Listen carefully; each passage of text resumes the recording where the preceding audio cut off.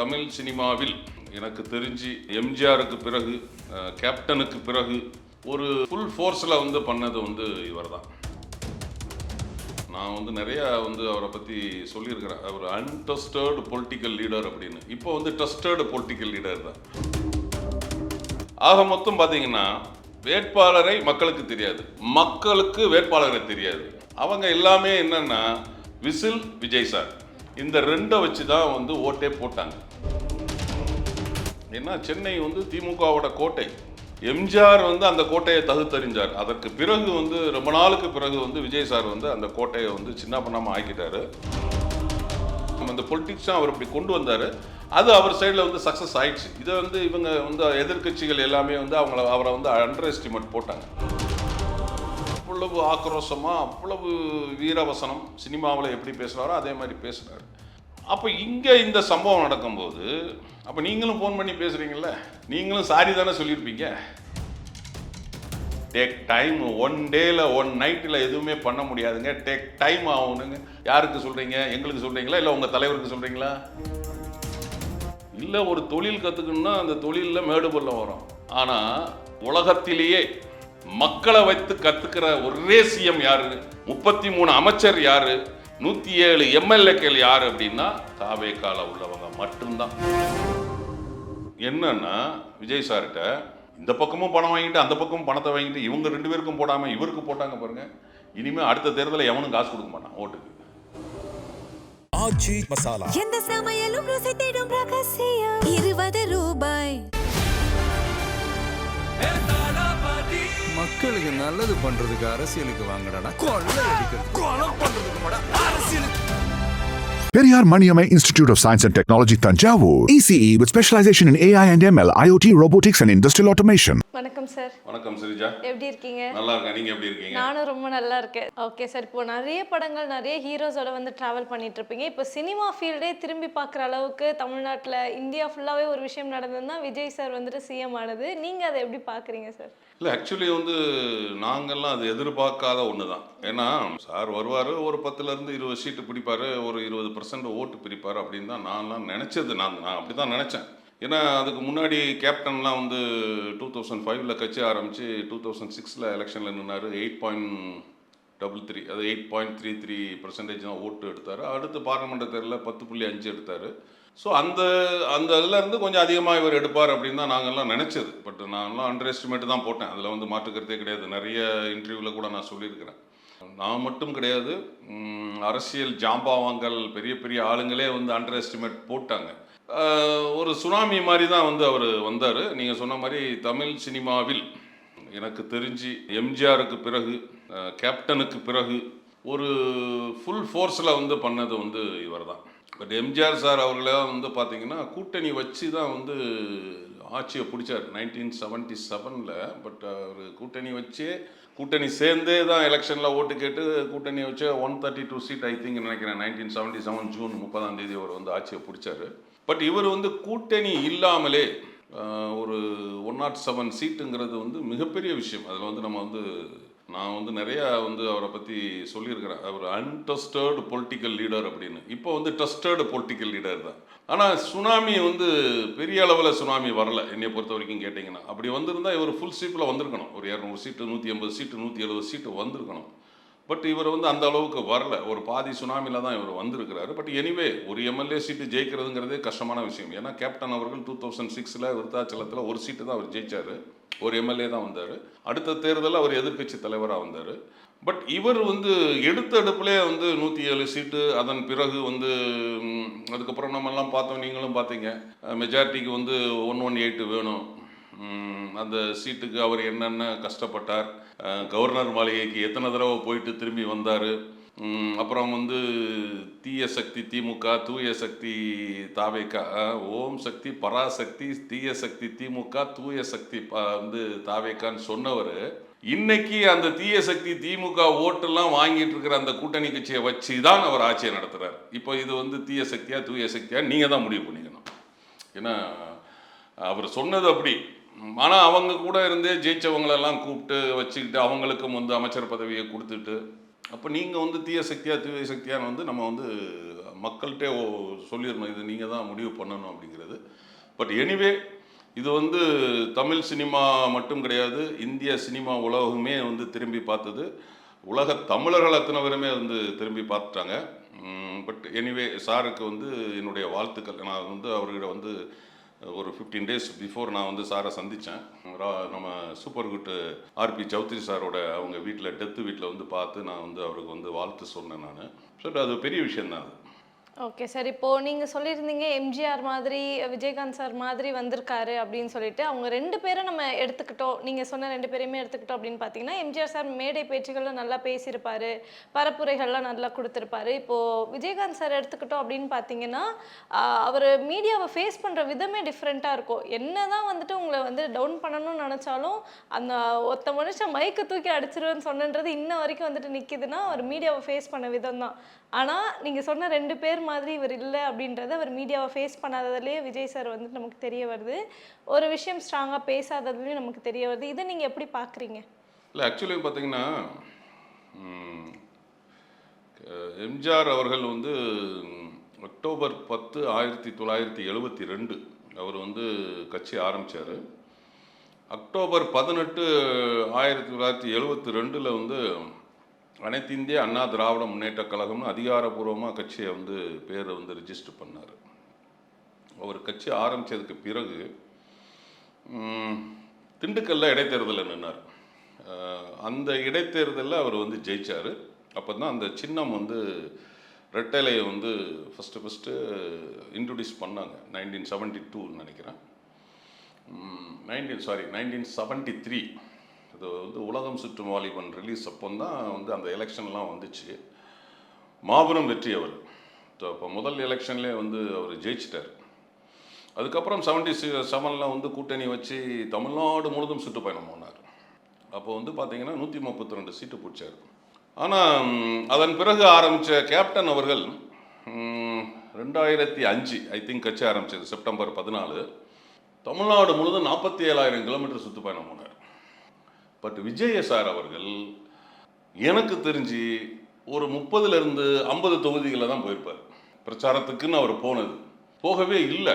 அதுக்கு பல காரணங்கள் அவங்க சொல்கிறாங்க. இவங்க வந்து எங்களை போக விடலை, எங்களுக்கு வந்து பாதுகாப்பு இல்லை, அரசாங்கம் அப்போது உள்ள அரசாங்கம் எங்களை தடுத்துச்சு, போய் திரும்ப வந்துட்டார் அப்படின்லாம் சொன்னாங்க. இப்போ சென்னையிலே ஒரு இடத்துக்கு போயிட்டு அவர் திரும்ப வந்துட்டாருன்னு சொல்கிறாங்க. அவங்க ஒரு காரணம் சொல்கிறாங்க, போலீஸ் பாதுகாப்பு இல்லைன்னு. இவங்க ஒரு காரணம் சொல்கிறாங்க, ஸ்கிரிப்ட் இல்லை, நேற்று என்ன பேசுனாரோ அதே ஸ்கிரிப்ட் இருந்தது, அதை பார்த்து கோவப்பட்டு இவர் போயிட்டாருன்னு சொல்லி இவங்க தரப்பில் இருந்து சொல்கிறாங்க. ஆக மொத்தம் பார்த்தீங்கன்னா வேட்பாளரை மக்களுக்கு தெரியாது, மக்களுக்கு வேட்பாளரை தெரியாது. அவங்க எல்லாமே என்னன்னா விசில் விஜய் சார், இந்த 2 வச்சு தான் வந்து ஓட்டே போட்டாங்க. இன்னைக்கு வந்து சென்னை வந்து மாபெரும் திமுகவோட கோட்டைன்னெலாம் சொன்னாங்க. 14 சீட்டோ 16 சீட்டில் அதில் வந்து கிட்டத்தட்ட ஒரு 12 சீட்டுக்கு மேலே வந்து தாவேகா வாங்கியிருக்கு. அது மிகப்பெரிய விஷயம். ஏன்னா சென்னை வந்து திமுகவோட கோட்டை. எம்ஜிஆர் வந்து அந்த கோட்டையை தகுத்தறிஞ்சார். அதற்கு பிறகு வந்து ரொம்ப நாளுக்கு பிறகு வந்து விஜய் சார் வந்து அந்த கோட்டையை வந்து சின்ன பண்ணாமல் ஆக்கிட்டாரு. நிறைய பேருக்கு வந்து வேட்பாளரே தெரியாது, இவரும் பிரச்சாரத்துக்கும் போகலை. அப்போ மக்கள் என்ன நினச்சாங்க, ஒரு மாற்றம் வேணும்னு நினச்சிருக்கிறாங்க. அது முக்கியமாக யூத்து, ஃப்ரெஷ் ஓட்டர்ஸ், லேடிஸு, குழந்தைகளை வச்சு இவர் ஓட்டு கேட்ட முறை. வீட்டில் சொல்லுங்கள் அப்பா அம்மாட்ட. நேற்று கூட நான் ஒரு பாட்டியம்மாவை பார்த்தேன். அந்த பாட்டியம்மா சொல்கிறாங்க, என் பேரன் பேத்தி 2 பேரும் நீ விசிலுக்கு தான் ஓட்டு போடணும்னு சொன்னாங்க, நான் அதனால் ஓட்டை போட்டேன் அப்படின்னு சொல்லி அவங்க சொல்கிறாங்க. ஆனால் போக போக தெரியும் இவங்க ஓட்டு போட்டது சரியா தப்பா கரெக்டா அப்படிங்கிறது உங்களுக்கு வந்து போக போகத்தான் தெரியும். ஆனால் நீங்கள் சொன்ன மாதிரி ஒரு பெரிய ஒரு சேஞ்சஸ் வந்து அவர் கொடுத்துருக்கிறார். அடுத்த தேர்தலில் என்ன பண்ணலாம், எப்படி பண்ணலாம். ஏன்னா நிறைய பேர் சொல்கிறாங்க அவர் வந்து என்ன ஆன்லைன் மாஃபியா வச்சு பண்ணிட்டாரு, முழுக்க ஆன்லைன் மாஃபியா தான். பட்டு என்னை பொறுத்த வரைக்கும் நானும் வந்து அதுக்கு வந்து ஆமான்னு தான் சொல்லுவேன். ஏன்னா பிஃபோர் அவருடைய படங்கள் எல்லாமே வந்து நீங்கள் வந்து மேக்ஸிமம் பார்த்துக்கிட்டிங்கன்னா அந்த ஆன்லைனில் வச்சு தான் அவர் வந்து ப்ரொமோட் பண்ணுவார். அதே மாதிரி இந்த பாலிட்டிக்கலும் அந்த பொலிட்டிக்ஸும் அவர் இப்படி கொண்டு வந்தார். அது அவர் சைடில் வந்து சக்ஸஸ் ஆயிடுச்சு. இதை வந்து இவங்க வந்து எதிர்கட்சிகள் எல்லாமே வந்து அவரை வந்து அண்டர் எஸ்டிமேட் போட்டாங்க. விர்ச்சுவல் வாரியர்ஸ் வந்து தகர்த்து எரிஞ்சு அவரை வந்து ஒரு முதலமைச்சராக உட்கார வச்சுட்டாங்க. ஓகே, இப்போ கேப்டன் சாருக்கும் இந்த மாதிரி தான் ஃபேன் கிரேஸ்னால தான் அவர் வந்து எதிர்க்கட்சி ஆனாரா, இல்லை மக்களுக்கு எப்படி விஜய் சார் மேலே ஒரு நம்பிக்கை வந்தது, இவர் தான் மாற்றம்ன்ற எப்படி ஒரு நம்பிக்கை வந்தது? ஏன்னா நடுவில் ரஜினி சார் வந்தார், கமல் சார் வந்தார், அவங்க மேலெல்லாம் இல்லாத நம்பிக்கை விஜய் சார் மேலே எப்படி வந்தது அப்படின்றது இல்லை, அதுதான் சொல்கிறேன்ல, ஒரு பொய்யை திரும்ப திரும்ப திரும்ப சொன்னால் அது உண்மையாக மாறிடும். திரு விஜய் சார் வந்து அந்த பொய்யை திரும்ப திரும்ப திரும்ப சொல்லி உண்மையாக ஆக்கிட்டார். அது ஒரு விஷயம். இன்னொரு விஷயம், அந்த சினிமாவில் அவரை வந்து ஹீரோவாக எல்லாருமே பார்த்தாங்க. அவருக்கு ஒரு கிரேஸ் இருந்தது, அந்த மாஸ் இருந்தது. அந்த மாஸை அவர் கரெக்டாக வந்து ஆன்லைன் மாஃபியா மூலமாக அதை வந்து யூட்டிலைஸ் பண்ணிக்கிட்டார்.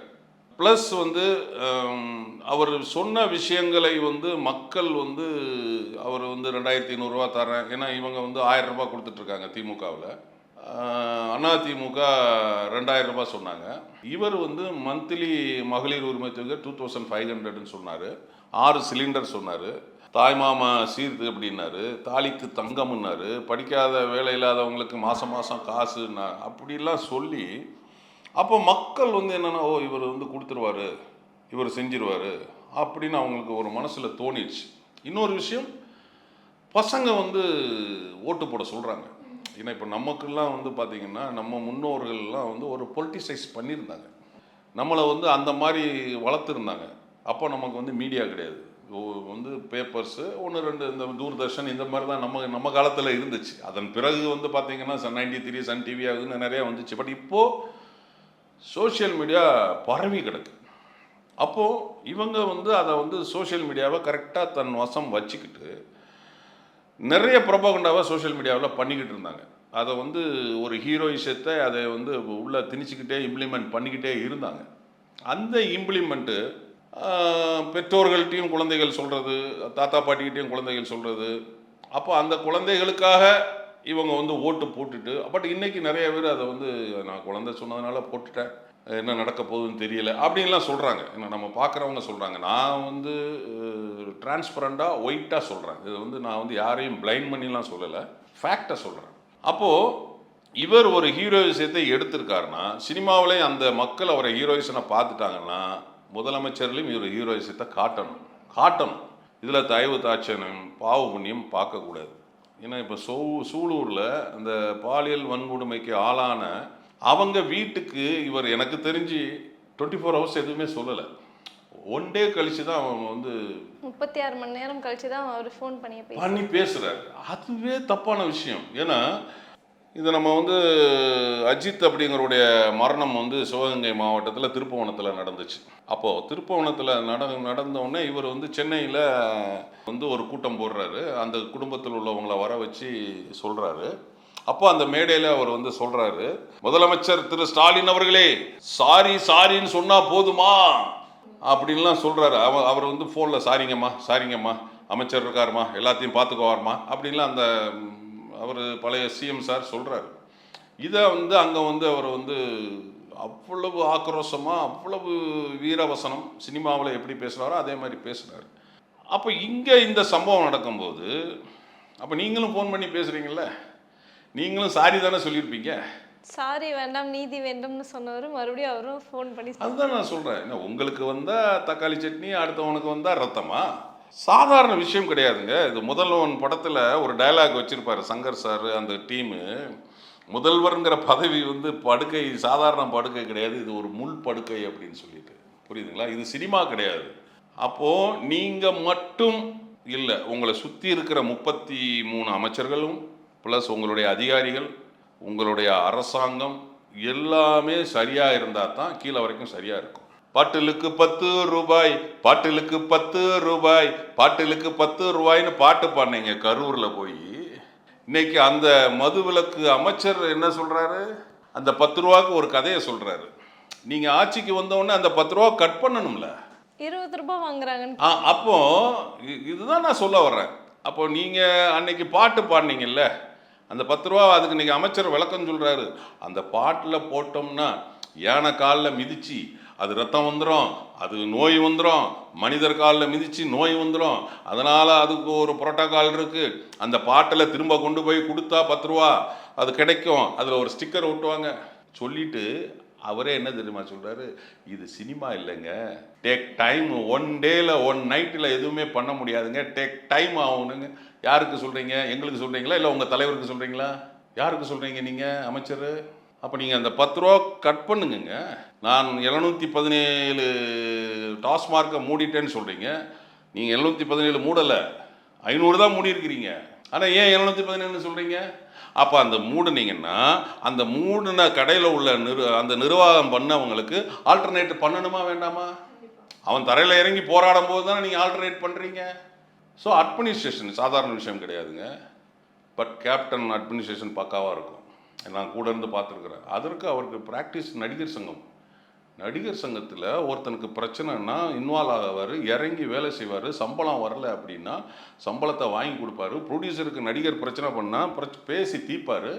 எனக்கு தெரிஞ்சு ஒரு நடிகர் ஜூனியர் பாக்கியராஜன், அவர் பேர் குமரேசன், கார்த்திக் சார் படம் ஷூட்டிங்கு ஊட்டியில். அப்போ நடிகர் சங்க தலைவர் வந்து கேப்டன் அவர்கள். இவர் ஊட்டிக்கு போயிட்டார். ஊட்டிக்கு போனால் இவருக்கு வந்து ஸ்டேஷன்லேருந்து ரிசீவ் பண்ணுறதுக்கு ஆள் வரல. இவராக வந்து ஃபோன் பண்ணி கேட்குறாரு மேனேஜர்கிட்ட. மேனேஜர் வந்து நாங்கள்லாம் இங்கே இருக்கிறோம், அந்த லாட்ஜில் இருக்கிறோன்னா இவர் அங்கே போகிறாரு. அங்கே போனால் வந்து லாட்ஜில் ரூம் இல்லை. இவராக மேனேஜரு அந்த லாட்ஜில் வேலை பார்க்குறவங்க ரூமில் போய் குளிச்சுட்டு அங்கெல்லாம் உட்காந்துட்டு இருக்கிறாரு. யாருமே என்ன வந்த எதுக்கு வந்தேன்னு கேட்கல, ஆள் வரல.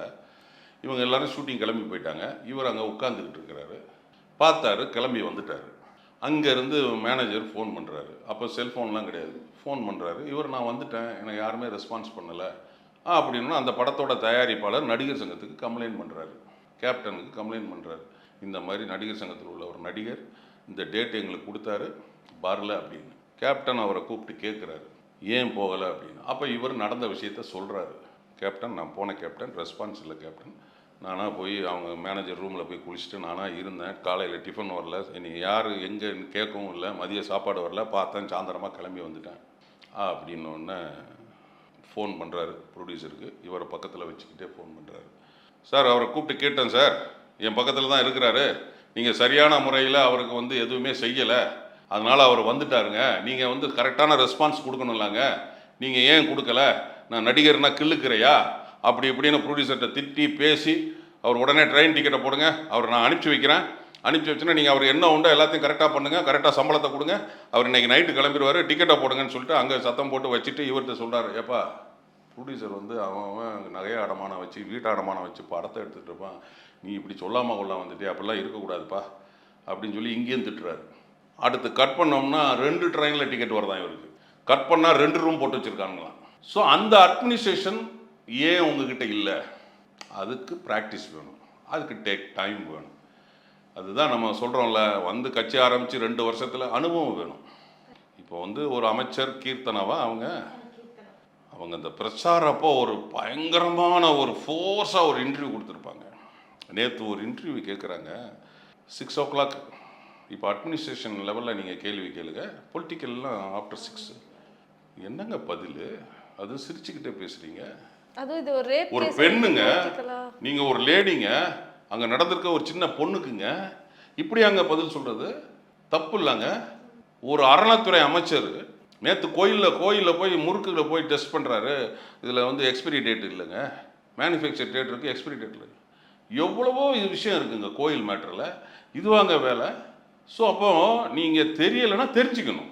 ஒருத்தர் சொல்கிறாரு, ராஜின்னு ஒருத்தர், மாண்புமிகு முதலமைச்சர் அவர்களுக்கு நன்றி, என்னை வந்து சுற்றுலாத்துறை அமைச்சராக வந்து பதவி கொடுத்துருக்கிறாரு. அந்த சுற்றுலா அப்புறம் சாரி ரீடேக் நான் வந்து சுற்றுச்சூழல் அமைச்சர். அதுதான் எக்ஸ்பீரியன்ஸ், அதுதான் அனுபவம். புரியுதுங்களா? இப்போ நாங்கள்லாம் வந்து கேப்டன் கூட 33 வருஷம் சினிமாவில் ட்ராவல் பண்ண, கட்சி ஆரம்பித்து 2005லேருந்து 21 வருஷம் நம்ம வந்து ட்ராவல் பண்ணியிருக்கிறோம். அனுபவம் இருந்தால் தான் அதெல்லாம் பண்ண முடியும். புரியுதுங்களா? இவங்க கற்றுக்குவாங்க, பட் கற்றுக்கிறதுக்கு 8 கோடி மக்களாக தேவை. புரியுதுங்களா? நம்ம ஒரு காரை ஓட்டி கற்றுக்கணும்னா ஒரு கார் தான் ஆக்சிடெண்ட் ஆகும். இல்லை ஒரு தொழில் கற்றுக்கணும்னா அந்த தொழிலில் மேடு பள்ளம் வரும். ஆனால் உலகத்திலேயே மக்களை வைத்து கற்றுக்கிற ஒரே சிஎம் யார், 33 அமைச்சர் யார், 107 எம்எல்ஏக்கள் யார் அப்படின்னா தாவேக்கால உள்ளவங்க மட்டும்தான். இதில் என் மேலே அவங்க வருத்தப்பட்டாலும் பரவாயில்ல, ஏன்னா அரசியலில் எது வேணாலும் நடக்கலாம். நிரந்தர நண்பனும் இல்லை, நிரந்தர எதிரியும் கிடையாது. நாளைக்கே விஜய் சார் என் கட்சியில் வந்து சேருனா கூட நம்ம யோசனை பண்ணி சேரது கூட வாய்ப்பு இருக்கலாம். புரியுதா? அது நம்ம முன்னோர்கள் கலைஞர் அவர் சொல்லிட்டார், நிரந்தர எதிரியும் இல்லை, நிரந்தர நண்பனும் இல்லைன்னு. பட் ஃபேக்ட் நம்ம சொல்லி ஆகணும், டிரான்ஸ்பரண்டாக உண்மையை நம்ம சொல்லி ஆகணும். நீங்கள்லாம் கற்றுக்கிறதுக்கு நாங்களாக கிடைச்சோம். தமிழ்நாட்டோட 5 கோடி வாக்காளராக கிடைச்சாங்க, 8 கோடி மக்களாக கிடைச்சாங்க. அதை யோசிக்கணும்ல. சார் இப்போ கேப்டன் சார் இருந்திருந்தா தேமுதிக கட்சியை அவர் தான் வந்து வழி நடத்திருப்பார் கண்டிப்பாக. இப்போ விஜய் சார் வந்துட்டு தாவேக்கான ஒரு கட்சி ஆரம்பிச்சிருக்க முடியுமா கேப்டன் சார் இருந்திருந்தா? அப்படி நிச்சயமே வந்திருக்க மாட்டார். நீங்கள் கேப்டன் நல்ல ஆரோக்கியத்தோடு இருந்திருந்தால் திரு சீமான் அவர்களும் திரு விஜய் அவர்களும் நிச்சயமாக கட்சி ஆரம்பிச்சிருக்க மாட்டாங்க. நல்ல உடல் ஆரோக்கியத்தோடு இருந்திருந்தால் இன்னைக்கு சிஎம் வந்து திரு கேப்டன் அவர்கள் தான். அதில் வந்து மாற்றுக்கிறதே கிடையாது. நான் அடித்து சொல்லுவேன் நான். ஏன்னா அவர் வந்து பார்த்தீங்கன்னா மக்களுக்காக வாழ்ந்த தலைவர்கள் அப்படின்னு சொன்னால் ஒரு சில தலைவர்கள் தான் நம்ம சொல்ல முடியும் தமிழ்நாட்டு அரசியலில். மக்களுக்காக வாழ்ந்த தலைவர்கள் எனக்கு தெரிஞ்சு வந்து பார்த்திங்கன்னா பெருந்தலைவர் கர்ம வீரர் கல்வி கண்ணு திறந்த காமராஜர் அவர்கள் தான். அடுத்து மக்களுக்காக வாழ்ந்தவர் புரட்சி தலைவர் தான். அடுத்து மக்களுக்காக வாழ்ந்த தலைவர் யாருன்னு கேட்டிங்கன்னா நான் கேப்டனை தான் சொல்லுவேன். திரு விஜய் சாரை கூட நான் சொல்ல மாட்டேன். ஏன்னா விஜய் சார் டைம் இருக்குது. பட் இப்போ வந்து விஜய் சார் அவருக்காகவும் அவர் கூட சார்ந்தவங்களுக்காக தான் இருக்கிறார். அதை நான் அடித்து சொல்லுவேன். பட் கேப்டன் அப்படி கிடையாது, மக்களுக்காக வாழ்ந்த தலைவர். ஏன்னா பானன் பிராட்டே வந்து ஹெல்பிங் டெண்டன்சி உள்ளவர் captain. But Vijay sir helping tendency எப்போ ஆரம்பித்தார் அப்படின்னா 2015 தான் ஆரம்பித்தார்.